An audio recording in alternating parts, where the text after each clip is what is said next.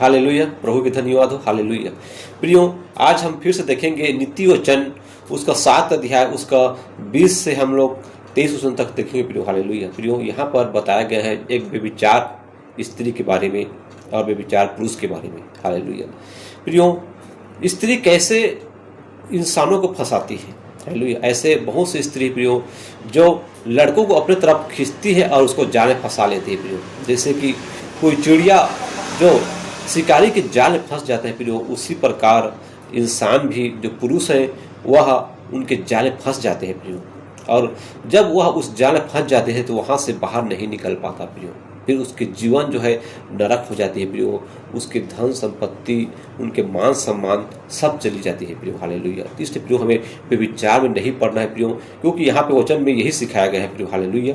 और जो इंसान व्यभिचार में पड़ता है प्रियो, उसके जीवन नष्ट होने लगती है और वह अधोलोक में जाती है प्रियो। हालेलुया। इसलिए प्रियो हमें कभी भी व्यभिचार में नहीं पड़ना है, पराई स्त्री के चक्कर में हमें नहीं पड़ना है प्रियो। हालेलुया। प्रियो, यहाँ पे लिखा गया है, क्योंकि मेरा पति घर में नहीं, वह दूर देश को चला गया है। वह चांदी की थैली ले गया और पूर्णमासी को लौट आएगा। प्रियो, कहने का मतलब है कि एक स्त्री है जिसका पति जो कमाने के लिए बाहर गया है। हालेलुया। और उस स्त्री को पैसों की जरूरत है, तो वह स्त्री क्या करेगी? वह स्त्री दूसरे पुरुष को फंसाएगी प्रियो।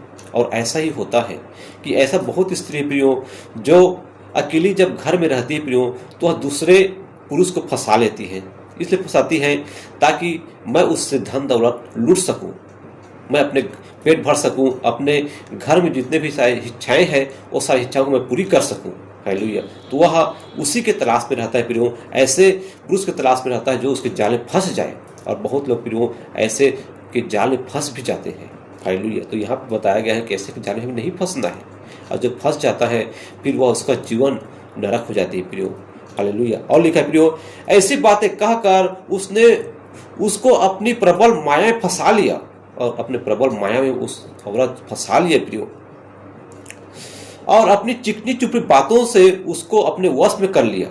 और चिकनी चुपड़ी बातें बोल बोलकर उस व्यक्ति को अपने वश में कर लिया प्रियो। हालेलुया। और सभी लोग प्रियो महिलाओं के चिकनी चुपड़ी बातों में आ जाती है, और उनके जो बात है वो चेहरे से भी चिकनी होती है, उसे फंस जाती है प्रियो। हालेलुया। तो हमें नहीं फंसना है। वो नहीं बताता है कि हमें ऐसे चिकनी चुपड़ी बातें बोलने वाले औरतों से हमें दूर रहना है, ऐसे महिलाओं से दूर रहना है, उनके बातों में नहीं आना है प्रियो। हालेलुया। और बता रहा है प्रियो, वह तुरंत उसके पीछे हो लिया, और जैसे बैल कसाई खाने को और जैसे भेड़ी पहने हुए कोई मुंड ताड़ना पाने को जाता है। हालेलुया। अंत में उस जवान का कलेजा तीर से छेदा जाएगा। वह उस चिड़िया के समान है जो फंदे के और वेग में उड़े और न जानती कि वह उसमें से मेरे प्राण जाएंगे। हालेलुया। क्यों? अंत में क्या होगा? अंत में उस पुरुष का तीर छेदा जाएगा प्रियो। छेदा जाएगा मतलब क्या प्रियो? अगर उसका पति आ जाती है, हालेलुया, उसका जो पति जो आ जाता है प्रियो उस महिला का, तो वो महिला जो है उस पुरुष को छोड़ देगी, और छोड़ने के बाद अपने पति के पास चली जाएगी प्रियो। लेकिन उसके आते तक वह पुरुष को ऐसे जाल में फंसा के रखेगी प्रियो कि वह व्यक्ति उस जाल से निकल नहीं पाएगा। वह उसी को ढूंढेगा कि वह महिला मुझे मिल जाती मिल जाती मिल जाती, ऐसा सोचेगा और उनके पीछे ही भागेगा प्रियो। हालेलुया। तो प्रियो एक दिन ऐसा आएगा कि उसका कलेजा तीर से छेदा जाएगा, मतलब उसका जुबान से छेदा जाएगा प्रियो। जो महिला उसको कड़वा कड़वा शब्द बोलेगी उसे छेदा जाएगा प्रियो। हो सकेगा तो वह महिला उसको फंसा सकती है, उसको जेल खाने भी तक भी ले जा सकती है प्रियो। हालेलुया। तो महिला ऐसा होती है प्रियो। इसलिए पराई स्त्री के चक्कर में कभी भी नहीं फंसना है प्रियो। यह हमें बहुत बड़ी चेतावनी देती है प्रियो। हालेलुया।